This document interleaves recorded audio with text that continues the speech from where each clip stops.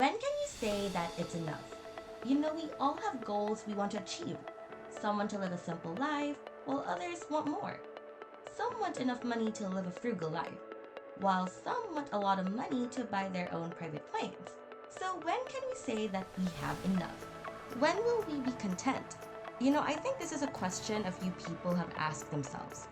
When will it be enough for you?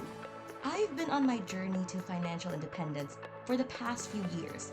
I've been saving and investing, so work can be an option, not a necessity. So yesterday, I checked my mobile bank app, saw my balance, and realized how far I've come. I realized that I no longer worried about money as I used to and was so proud of myself. I live comfortably and I'm financially stable. I don't feel any financial anxiety anymore. But I was worried that I still didn't feel like what I had was enough, even knowing all this. So, I started to wonder why. Why did I still feel like it wasn't enough despite being in the best financial position I have ever been you know, in my entire life?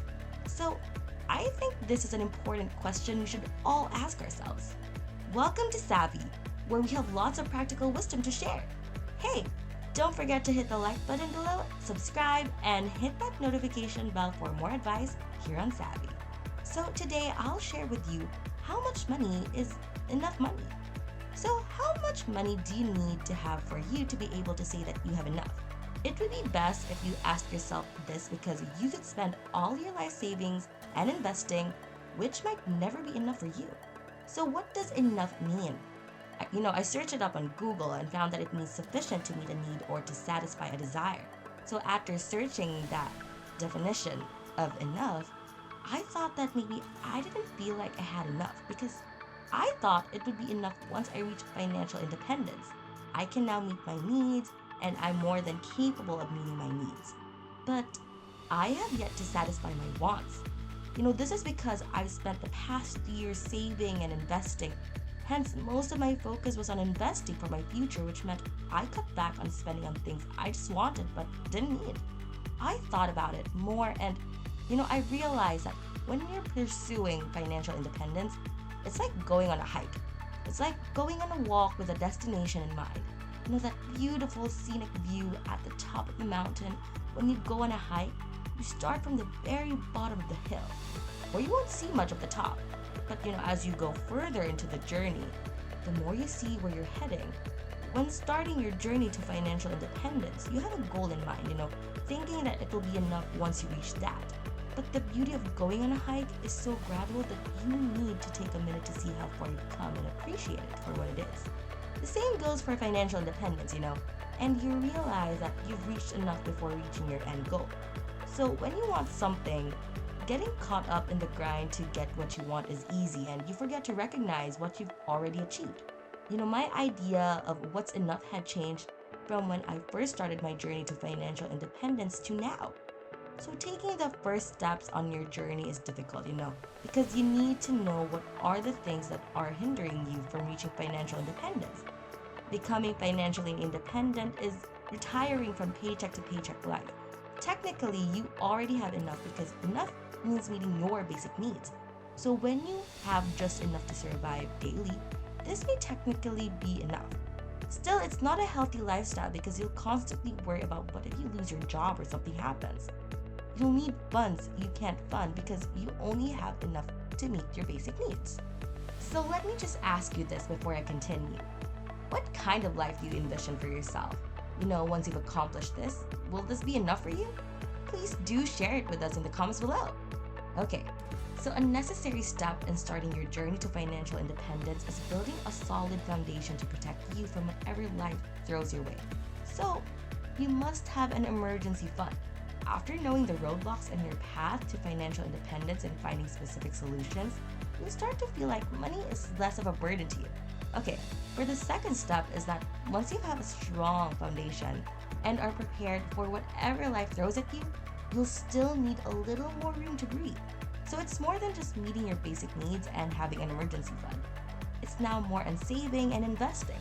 Money is no longer something that strikes fear and worry in you, but is now something that can help you move forward on your journey to financial independence. It gives you that sense of security, protection, and stability to enjoy your life and use it to push you forward. So, after I set up my emergency fund, I started to invest and save a lot more. So, I invested mainly on index funds, which started changing my relationship with money. So, I was no longer scared of the what ifs. What if my car breaks down and I need to get it fixed? Or an emergency happens and I need the funds? By the time I was prepared and had the funds, that's when I was nearing the top of the mountain already. The third step on the journey is when things start getting clearer. The path to the top of the mountain begins to clear, and where you are headed is more visible to you at this point. This is when you reach enough. So, enough to meet your needs and enough to meet your desires. You've already established yourself enough to meet your needs and can now focus on what your desires are. You're no longer worrying about how you will pay for rent, car bills, groceries, and necessary expenses. So once you stop worrying about all that, the journey is more enjoyable because you start focusing on yourself, what you want and what you desire. So at this point, you already have enough money for you to ask yourself, what is it that I want?